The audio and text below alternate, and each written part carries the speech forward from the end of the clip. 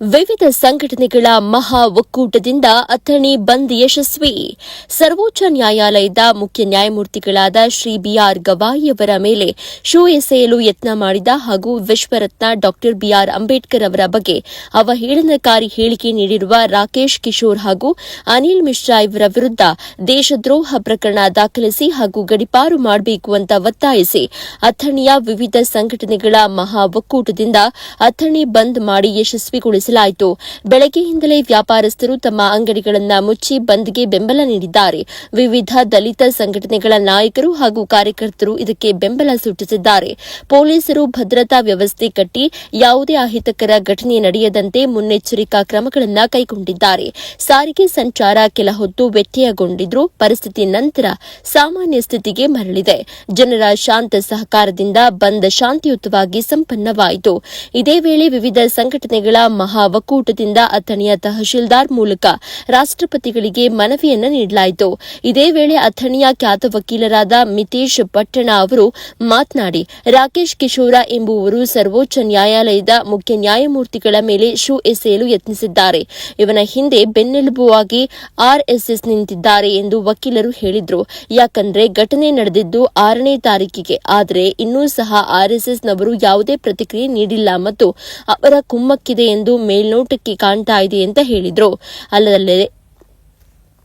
ಅದಲ್ಲದೆ ನಮ್ಮ ವಿಷಯಕ್ಕೆ ಬಂದ್ರೆ ಪೆನ್ನು ಹಿಡಿಯುವ ಕೈಯಲ್ಲಿ ಖಡ್ಗ ಹಿಡಿಯಬೇಕಾಗುತ್ತೆ ಅಂತ ಹೇಳಿದ್ರು.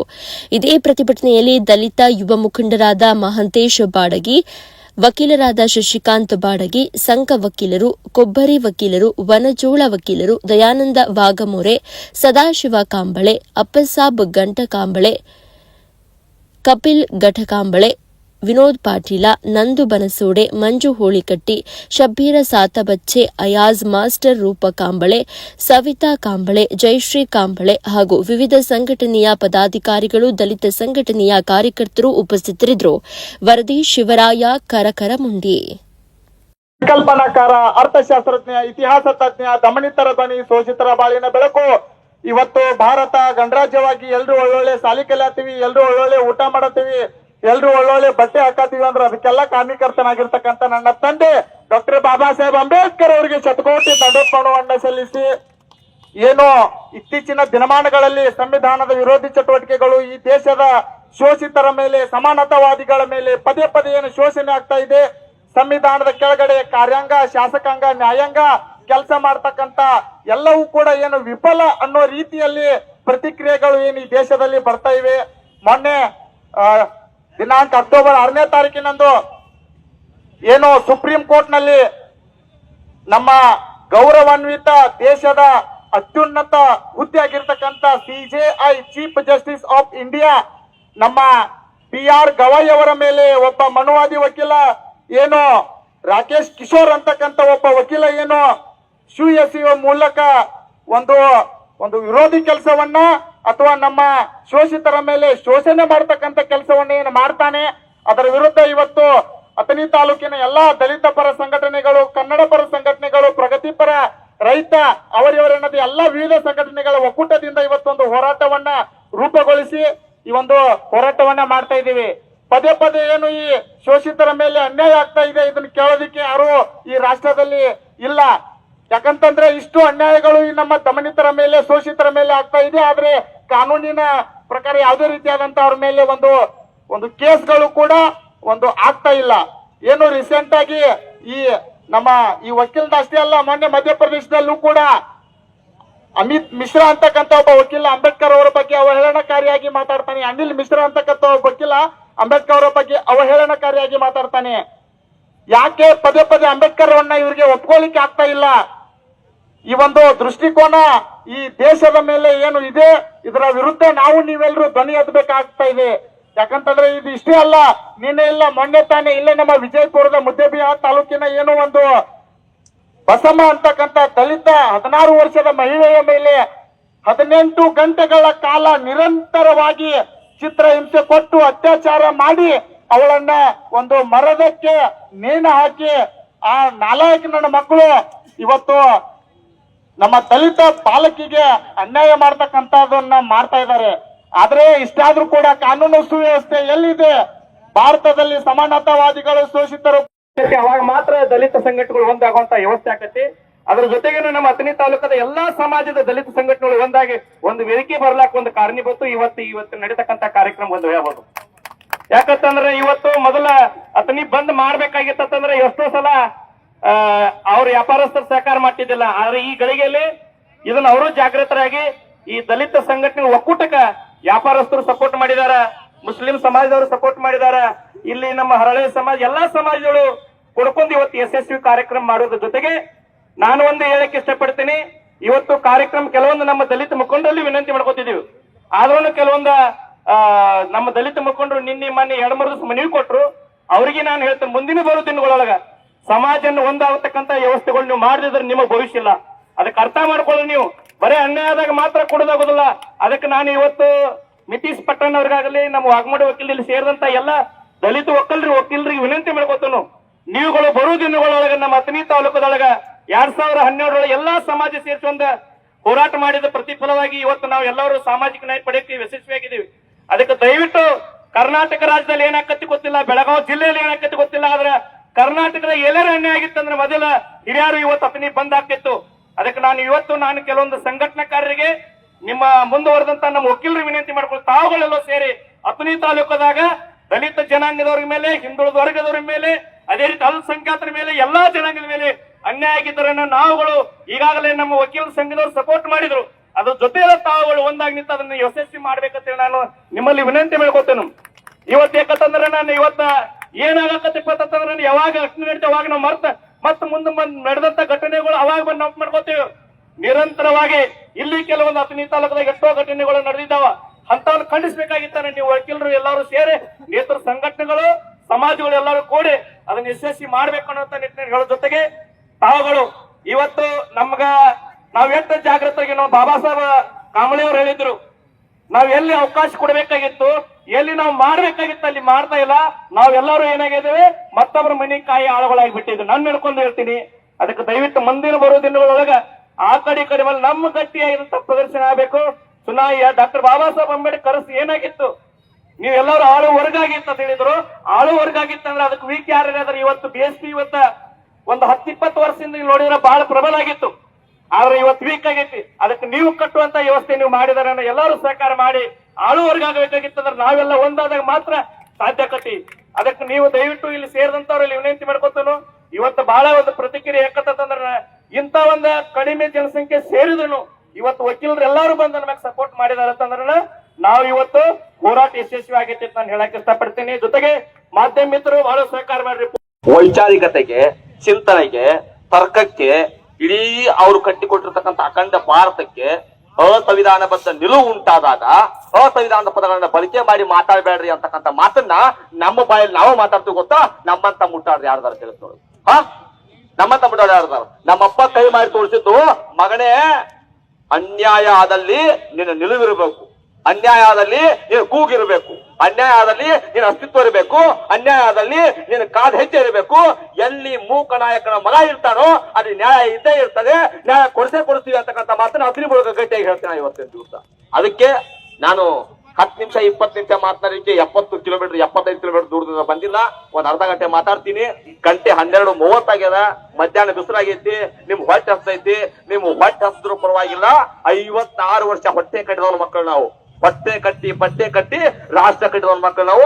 ಬಹಳ ಕಡಿಮೆ ಮಾತಾಡ್ತೀನಿ, ನ್ಯಾಯಬದ್ಧವಾಗಿ ಮಾತಾಡ್ತೀನಿ ಅಂತಕ್ಕಂಥ ಮಾತನ್ನ ಹೇಳ್ತಾ, ಜಗತ್ತಿನ ಬೆಳಗಿರ್ತಕ್ಕಂಥ ಜ್ಯೋತಿ, ಮಧ್ಯ ಏಷ್ಯಾದ ಬೆಳಕು, ಮಹಾಮಾಯಿಯ ಮುದ್ದಿನ ಮಗ, ಲುಂಬಿನಿ ವನದ ಕಂದ, ಶಾಕ್ಯ ಸಿಂಹನ ಮೊಮ್ಮಗ, ಸಿದ್ಧಾರ್ಥ ಗೌತಮ್ ಬುದ್ಧರ ಪಾದಗಳಿಗೆ ಕ್ರಾಂತಿಕಾರಿ ನಮನಗಳನ್ನು ಸಲ್ಲಿಸುತ್ತಾ, 12ನೇ ಶತಮಾನದ ಹರಿಕಾರ, ತಮ್ಮ ಸಮಾಜದ ಪರಿಕಲ್ಪನಾಕಾರ, ಕಲ್ಯಾಣ ಕ್ರಾಂತಿಯ ಕುವರ, ವಚನಗಳ ಸಾಹುಕಾರ, ಮಾದಲಾಂಬಿಕೆಯ ಮುದ್ದಿನ ಮಗ, ಗಂಗಾಂಬಿಕೆ ನೀಲಾಂಬಿಕೆಯ ಮುದ್ದಿನ ಗಂಡ, ವಿಶ್ವಜ್ಯೋತಿ ಜಗಜ್ಜನ ಜ್ಯೋತಿ ಅಣ್ಣ ಬಸವಣ್ಣವರ ಪಾದಗಳಿಗೆ ಕ್ರಾಂತಿಕಾರಿ ನಮನಗಳನ್ನು ಸಲ್ಲಿಸುತ್ತಾ, ವಿಶ್ವರತ್ನ, ಭಾರತ ರತ್ನ, ಮಹಾಮಾನವ, ಪ್ರಜ್ಞಾ ಸೂರ್ಯ, ದಮನಿತರ ಧ್ವನಿ, ಶೋಷಿತರ ಬಾಳಿನ ಬೆಳಕು, ಸಮ ಸಮಾಜದ ಪರಿಕಲ್ಪನಾಕಾರ, 19ನೇ ಶತಮಾನದ ಹರಿಕಾರ, ರಾಷ್ಟ್ರಕಂಡ ಶ್ರೇಷ್ಠ ನಾಯಕ, ಅರ್ಥಶಾಸ್ತ್ರಜ್ಞ, ರಾಜಕೀಯ ತಜ್ಞ, ಇತಿಹಾಸ ತಜ್ಞ, ಭೂಗೋಳ ಶಾಸ್ತ್ರಜ್ಞ, ಮನುಕುಲ ಶಾಸ್ತ್ರಜ್ಞ, ಮಹಾಮಾನವ ಹಕ್ಕುಗಳ ಹೋರಾಟಗಾರ.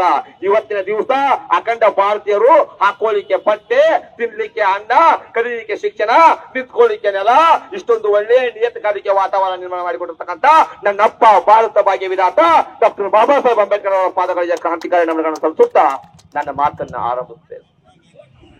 ನಾವ್ ಯಾರಿಗೆ ಏನ್ ಮಾಡಿ ಗೊತ್ತಾಗುವಂತ ನನಗೆ ಒಂದ್ ಸಾಲ ನೆನಪಾಗುತ್ತೆ, ನನಗೆ ಬಹಳ ನೋವಾಗುತ್ತೆ. ನಮ್ ಸಿದ್ದಲಿಂಗ ಸಾಹೇಬ್ರು ಬಹಳ ಸ್ಪಷ್ಟವಾಗಿ ಬರ್ತಾರ. ಯಾರಿಗೆ ಬಂತು, ಎಲ್ಲಿಗೆ ಬಂತು 47ರ ಸ್ವಾತಂತ್ರ್ಯ ಅಲ್ಲ? ಯಾರಿಗೆ ಬಂತು, ಎಲ್ಲಿಗೆ ಬಂತು 47ರ ಸ್ವಾತಂತ್ರ್ಯ? 75 ವರ್ಷ ಆದ್ರೂ ಕೂಡ ಒಬ್ಬ ಪರಿಶಿಷ್ಟ ಜಾತಿಯ ಮುಖ್ಯ ನ್ಯಾಯಾಧೀಶರ ಮೇಲೆ ಶಿವಯಶು ಅಂತ ಕೆಲಸ ಮಾಡುವ ಮುಖಾಂತರ ಮನುವಾದಿ ಕೃತ್ಯ, ಅನ್ಯಾಯದ ಕೃತ್ಯ, ಮೋಸದ ಕೃತ್ಯ ಇವತ್ತಿಗೂ ಕೂಡ ಸಂವಿಧಾನ ಇದ್ರೂ ಕೂಡ ನಡೆಯೋದು ಗೊತ್ತಾ? ಮತ್ತೆ ನ್ಯಾಯ ಎಲ್ಲೈತಿ? ನ್ಯಾಯ ಎಲ್ಲಿ ಹುಡುಕ್ಯಾರು? ಎಲ್ಲಿ ಹುಡುಕ್ಯಾರು?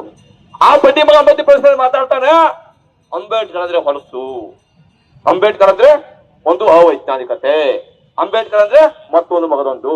ದೊಡ್ಡ ಬಡ್ಡಿ ಮಗನೇ, ಅತ್ನಿ ಮೂಲಕ, ಬಿಜಾಪುರ ಜಿಲ್ಲೆ ಮೂಲಕ, ಕರ್ನಾಟಕ ರಾಜ್ಯದ ಮೂಲಕ 3,77,263 ಚದರ ವಿಸ್ತೀರ್ಣ 31 ರಾಜ್ಯ ಹೊಂದಿರತಕ್ಕಂಥ ಭಾರತದ ಮೂಲಕ ಮಧ್ಯಪ್ರದೇಶಕ್ಕೆ ಮೆಸೇಜ್ ಪಾಸ್ ಮಾಡ್ತೀನಿ. ಒಂದ್ ಸರಿ ಮಾತಾಡಿದ್ರಿ, ಬುದ್ಧನ ಶಾಂತಿಯ ನಿಲುವು ತಳಿ ಹಾಕಿ ಬಿಡ್ತೀವಿ. ಇನ್ನೊಂದು ಬಾರಿ ಏನಾದ್ರೂ ನಮ್ಮ ಅಪ್ಪನ ಬಗ್ಗೆ ಹೊಲಸು ಮತ್ತೊಂದು ಮಗದೊಂದು ಮಾತಾಡಿದಂದ್ರ ನಿನ್ನ ನ್ಯಾಡಿಗೆ ಕಟ್ ಮಾಡಿ ಮಧ್ಯಪ್ರದೇಶದ ಊರು ಬಾಗಿಲು ತೋಳ ಕಟ್ತೀನಿ ಅಂತಕ್ಕಂಥ ಮಾತ್ರ ಗಟ್ಟಿಯಾಗಿ ಹೇಳ್ತೀನಿ ಇವತ್ತಿನ ದಿವಸ. ದೊಡ್ಡ ಬಡ್ಡಿ ಮಗನೇ, ಬಾಯ್ ಮಗನ ಮಾತಾಡತೀನಿ, ಬಾಯ್ ಸಂವಿಧಾನಿಕ ಪದಗಳು ನಾವು ಮಾತಾಡಿದ್ರೆ ಸಂವಿಧಾನಿಕ ಪದ ಹೌದಲ್ಲ? ವಿಚಾರವನ್ನು ಹಂಚಿಕೆ ಮಾಡ್ಕೊಳ್ಳಿಕ್ಕೆ ಬಾಯಿ ಕೊಟ್ಟಿರ್ತಕ್ಕಂಥ ಬಾಬಾ ಸಾಹೇಬ್ರನ್ನ ಅವಹೇಳನಕಾರಿಯಾಗಿ ಮಾತಾಡ್ತಾರೆ ಇವು, ಅವಾಚ ಅಂತ ಮಾತಾಡ್ತಾರೆ ಇವು. ಹೆಂಗ್ ಸುಮ್ಮನಿರೋದು ನಾವು? ಹೆಂಗ್ ಸುಮ್ಮನಿರೋದು ನಾವು? ಈ ದೇಶದ 6,773 ಜಾತಿ, 19 ಅಧಿಕ ಧರ್ಮಕ್ಕೆ, ಎಲ್ಲ ಭಾಷೆಗಳಿಗೆ, ಎಲ್ಲ ಪಂಗಡಗಳಿಗೆ ಎಲ್ಲ ಬಗೆಯ ನ್ಯಾಯವನ್ನ ಕೊಟ್ಟು ಎಲ್ಲರೂ ಭಾರತೀಯರು ಬದುಕ್ರಿ ಅಂತ ಹೇಳಿ ಬಾಬಾ ಸಾಹೇಬ್ ಬಿಟ್ಟು ಹೋಗಿದ್ದಾರೆ. ಅಂತ ಸಂವಿಧಾನ ಮುಂದಿದ್ದಾಗಲೂ ಕೂಡ ಬಾಬಾ ಸಾಹೇಬ್ರ ಬಗ್ಗೆ ಹಾಗೆಲ್ಲ ಮಾತಾಡ್ತಿರಲ್ಲ. ಯಾರಿಗ್ ಮೋಸ ಮಾಡಿದಾರಪ್ಪ ನಮ್ಮಪ್ಪ? ಯಾರಿಗ್ ಮೋಸ ಮಾಡಿದ್ದಾರೆ? ಮೋಸ ಮಾಡಿದಾರ ಒಬ್ಬ ವ್ಯಕ್ತಿ ಮುಂದೆ ಬಂದು ನಿಂತ್ಕೊಡ್ರಿ, ಇವತ್ ನಾ ಮಾತಾಡೋ ಮೈಕ್ ಬಿಡ್ತೀನಿ, ಬಾಬಾ ಸಾಹೇಬ್ರ ಮಗ ಅಲ್ಲ ಅಂತೇಳಿ ನಳಿಗೆ ಕಟ್ ಮಾಡಿಕೊಡ್ತೀನಿ, ನಳಿಗೆ ಕಟ್ ಮಾಡಿಕೊಡ್ತೀನಿ. ಈ ದೇಶದ ಎಲ್ರಿಗೂ ನ್ಯಾಯ ಕೊಡೋದು ಬಾಬಾ ಸಾಹೇಬ್. ನ್ಯಾಯ ಕೊಟ್ಟಾಗಲೂ ಕೂಡ ನೀವು ನಮ್ಮ ಅಪ್ಪನನ್ನ ಇವತ್ತಿಗೂ ಕೂಡ ಅನ್ಯಾಯ ಮಾಡ್ತಾ ಇದ್ದೀರಾ, ಮೋಸ ಮಾಡ್ತಾ ಇದ್ದೀರಾ, ಜಾತಿಗೆ ಹೋಲಿಕೆ ಮಾಡಿ ಮಾತಾಡ್ತಾ ಇದ್ದೀರಾ. ಇವತ್ತು 16ನೇ ತಾರೀಕು ಆಕ್ಚುಲಿ ನಾನು ಹೇಳಿದೆ, ನಮ್ ರಾಹುಲ್, ನಮ್ ಸದ್ವಾನ, ನಮ್ ಸಂತೋಷ ಫೋನ್ ಮಾಡಿದ್ರು ನನಗೆ. ನಾನು ಬರಂಗಿಲ್ಲ ಸಂತೋಷ, ಯಾಕಂದ್ರೆ ಸ್ವಲ್ಪ ಹಿಂಗ ವ್ಯತ್ಯಾಸ ಬೇರೆ ಆಗ್ತಾವ ಅಣ್ಣ, ನೀ ಬರಕಬೇಕಂತವ್. ವ್ಯತ್ಯಾಸ ಬೇಕಾಗ್ರಿ ಅಣ್ಣ, ನೀ ಬರಕಬೇಕು. ಯಾಕೆ ಬರಕಬೇಕಂದ್ರೆ ಬಾಬಾ ಸಾಹೇಬ್ರು ಪ್ರಥಮ ಪತ್ರಿಕೆ 1920ರ ಕಾಲಕ್ಕೆ ಮೂಕ ನಾಯಕ ಅಂತಕ್ಕಂಥ ಪತ್ರಿಕೆ ಅಂತ ಹೇಳುವ ಮುಖಾಂತರ ಅಖಂಡ ಭಾರತೀಯರಿಗೆ ಬಾಯಿ ಕೊಟ್ಟಾರ. ಅಂತ ಮೂಕ ನಾಯಕರ ಮಗ ನಾನು, ಅವ್ರಿಗೆ ನ್ಯಾಯ ಕೊಟ್ಟು ನಿಂತ್ಕೊಳ್ಳೇಬೇಕು ಅಂತಕ್ಕಂಥ ಮಾತನ್ನ ಹೇಳಿಕೆ ಇವತ್ತಿನ ದಿವಸ ಆತನಿಗೆ ಬಂದಿದೆ. ಅನ್ಯಾಯ ಆಗಿಲ್ಲ, ಇದು ಸಂವಿಧಾನಕ್ಕನ ಅನ್ಯಾಯ ಆಗಿದೆ. ಈಗ ಹೆಂಗ್ ಎಲ್ಲಾರು ವಕೀಲ, ಎಲ್ಲಾ ಸಮಾಜದವ್ರ ಅದಾರ ಇಲ್ಲಿ. ನಾವು ದಲಿತ ರಾಷ್ಟ್ರ ವಕೀಲ್ರಿ ಇಲ್ಲಿ ಎಲ್ಲಾ ಸಮಾಜದ ವಕೀಲರು ಅದಾರ. ಹಂಗ ಸಂವಿಧಾನಕ್ಕನ ಅನ್ಯಾಯ ಆಗೈತಿ. ಮತ್ ಇದನ್ನ ಬರೀ ನಾವು ಅಷ್ಟ ದಲಿತರ ಅಷ್ಟ ಖಂಡಿಸ್ರೆ ಆಗೋದಿಲ್ಲ, ಇಡೀ ಭಾರತ ದೇಶ ಎಲ್ಲಾ ಖಂಡಿಸ್ಬೇಕು ಇದನ್ನ.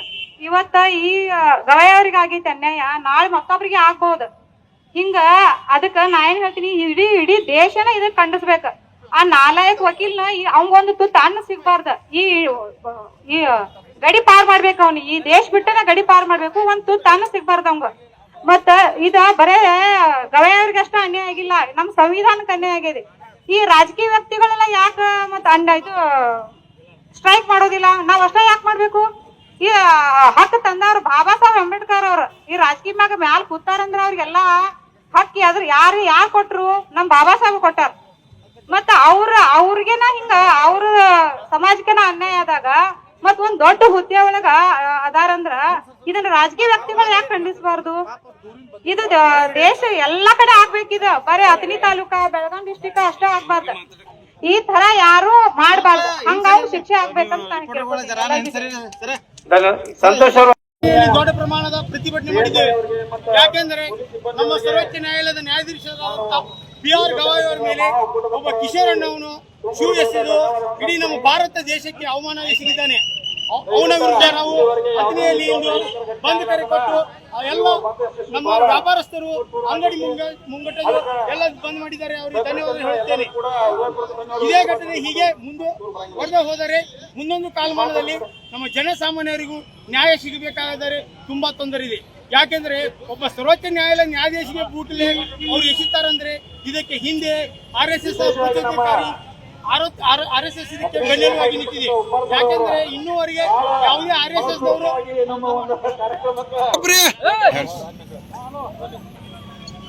ದವರು ಬೆನ್ನೆಲುವಾಗಿ ನಿಂತಿದ್ದಾರೆ. ಯಾಕೆಂದ್ರೆ ಈ ಘಟನೆ 6ನೇ ತಾರೀಕು ಆದರೂ ಇನ್ನೂವರೆಗೆ ಯಾರು RSS ದವರು ಇದರ ಬಗ್ಗೆ ಪ್ರತ್ಯುತ್ತರ ನೀಡಿಲ್ಲ. ಯಾಕೆ ನೀಡಿಲ್ಲ ಅಂದ್ರೆ ಇದಕ್ಕೆ ಅದು ಅವರ ಕುಮ್ಮಕ್ಕಿದೆ. ಕಿಶೋರ್ ಎಂಬತ್ತನು ಸನಾತನ ಧರ್ಮ ನಮ್ಮ ಧರ್ಮ ಎಂದು ಹೇಳುತ್ತಾನೆ. ಸನಾತನ ಧರ್ಮದಿಂದ ಬಂದಂತವರು ಅವರು ಯಾವಾಗಲೂ ಮನುವಾದಿಗಳು ಇರುತ್ತಾರೆ. ಅವರು ದಲಿತರನ್ನು ಯಾವತ್ತೂ ನಮ್ಮವರೆಂದು ಹೇಳುವುದಿಲ್ಲ. ಆದ ಕಾರಣಕ್ಕೆ ಇದು ಈ ಅಥಣಿ ಬಂದ್ಗೆ ಮತ್ತೊಮ್ಮೆ ನಾವು ಎಲ್ಲರಿಗೂ ಪ್ರತ್ಯುತ್ತರಾಗಿ ಹೇಳುತ್ತೇವೆ. ಇನ್ನೊಮ್ಮೆ ನಮ್ಮ ವಿಷಯಕ್ಕೆ ಬಂದರೆ ಪೆನ್ನು ಹಿಡಿಯ ಕೈಯಲ್ಲಿ ನಾವು ಖಡ್ಗವನ್ನು ಹಿಡಿಯುತ್ತೆ ಹೇಳ್ತೇವೆ ಅಂದ್ರೆ ಜೈ ಭೀಮ್.